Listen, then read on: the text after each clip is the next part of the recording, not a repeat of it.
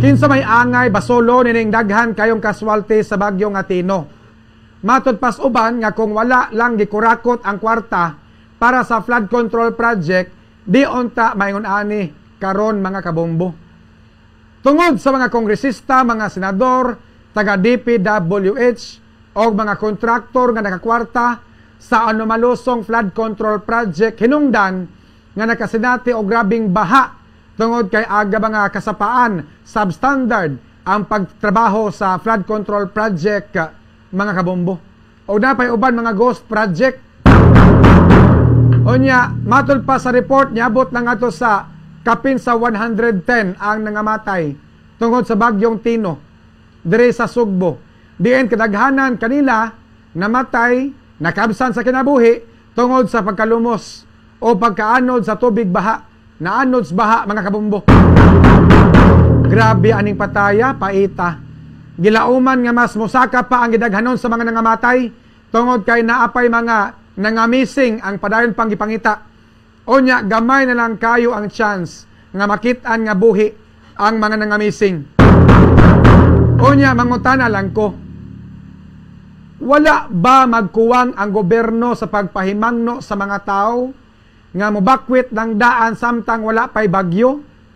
Naapoy mga mayor nga among tawagon aron among ma-interview aron makaibaw ang publiko kung unsay ilang gihimo nga preparasyon sa bagyo ug unsay ilang mga pahimangno ngadto sa ilang mga konstituente apan di man manubag murag mangiyabag.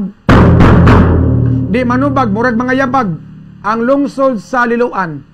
Mo'y pinakadaghan ang nangamatay. Sa pagkakaroon, matod pa sa report, niabot ng 35 kabuok ang patay sa lungsod sa Liloan. Ngano man eh? Nagkuwang ba ang LGU sa lungsod sa Liloan sa pagpahimangno sa ilang mga konstituente? Sa pagpabakwit sa ilang mga konstituente? Pabakwiton daan unta samtang wala pang bagyo? Unya, dugay kaayo na rescue ang mga biktima sa bagyo. Dugay kaayo na kadawat o hinabang ang mga nabiktima sa bagyo.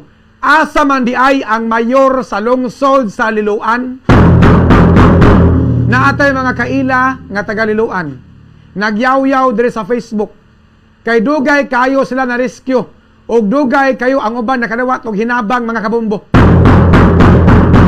Unya, kinsa maning mga mayora sa north nga bahin, sa northern part sa Cebu, nga naglaag-laag sa Europe, samtang ang ilang mga konstituente gipanglunupan, haya-haya sa mga kagwang, nag-Europe man, samtang ang ilang mga konstituente nangalumos nas baha.